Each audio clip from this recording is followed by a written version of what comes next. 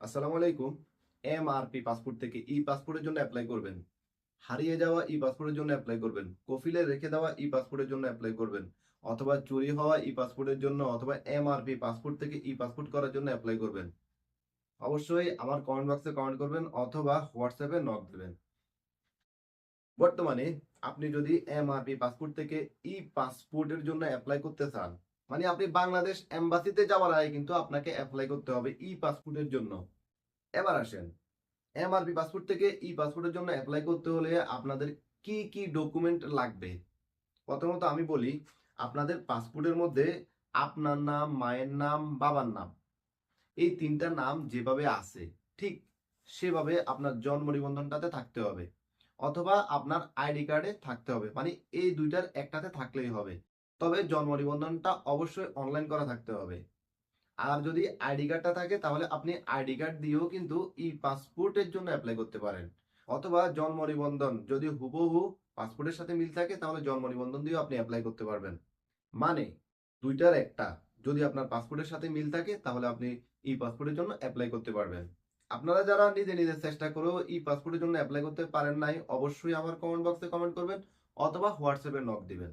ই পাসপোর্টের জন্য অ্যাপ্লাই করতে আপনাদের প্রয়োজন হবে জন্ম নিবন্ধন অথবা ভোটার আইডি কার্ড, আপনার পাসপোর্টের সেম সেম আপনার মোবাইল নাম্বার, আর সাথে থাকতে হবে আপনার ই পাসপোর্টের ফটোকপি অথবা আপনার এমআরপি পাসপোর্টের ফটোকপি। এই ডকুমেন্টগুলো আপনার কাছে থাকলেই আপনি ই পাসপোর্টের জন্য অ্যাপ্লাই করতে পারবেন। ই পাসপোর্টের জন্য অ্যাপ্লাই করার পরে আপনাকে যেতে হবে বাংলাদেশ এম্বাসিতে অথবা বাংলাদেশ কনসুলেন্ট, মানে সৌদি আরবে বাংলাদেশিদেরকে, প্রবাসীদেরকে সেবা দেওয়ার জন্য যে কনসুলেন্ট আছে সেখানে যেতে হবে। প্রথমত আপনাকে অ্যাপ্লাই করতে হবে। অ্যাপ্লাই করা ছাড়া যদি আপনারা বাংলাদেশ এম্বাসিতে চলে যান বা কনসুলেন্টে চলে যান তাহলে কিন্তু আপনাদেরকে আবার ফিরিয়ে দেওয়া হবে। অবশ্যই আপনারা অ্যাপ্লাই করা ছাড়া বাংলাদেশ এম্বাসিতে অথবা কনসুলেন্টে যাবেন না। যখন আপনারা অ্যাপয়েন্টমেন্ট ডেট নিয়ে অ্যাপ্লাই করে বাংলাদেশ এম্বাসিতে যাবেন তখন আপনাদেরকে 210 রিয়াল পে করতে হবে ই পাসপোর্টের জন্য। 10 বছরের ই পাসপোর্টের জন্য এখানে কয়েকটা কথা আছে। ই পাসপোর্ট করার সময় যদি আপনার পেশাটা আপনি মুদির, ম্যানেজার বা আপনি বড় কিছু দেন তাহলে আপনার সেই ক্ষেত্রে ই পাসপোর্টের ফি আসবে 400, 500, 600, 800 থেকে 1000 রিয়াল পর্যন্ত। আপনারা সব সময় ই পাসপোর্ট করার সময় লেবারটা দিবেন। লেবার যদি দেন আপনাদের পেশাটা, তাহলে আপনাদের ই পাসপোর্টের খরচ মানে ফি আসবে 210 রিয়াল। 210 রিয়াল ফি দেওয়ার পরে আপনাদের ফিঙ্গার নিবে, আপনাদের ছবি তুলবে। ছবি তোলার পরে কিন্তু আপনাদেরকে রিসিপ্ট একটা দিয়ে দিবে। রিসিপ্ট দেওয়ার পরে আপনারা চলে আসবেন। রিসিপ্টে কিন্তু লেখা থাকবে আপনি কোন দিন ই পাসপোর্টটা আনতে পারবেন। আর ই পাসপোর্ট যখন বাংলাদেশ এম্বাসিতে অথবা কনসুলেট সেবাতে আসবে তখন আপনার কাছে একটা এসএমএস চলে আসবে। যে নাম্বারটা আপনি সেখানে দিয়েছেন সেই নাম্বারের মধ্যে একটা এসএমএস চলে আসবে।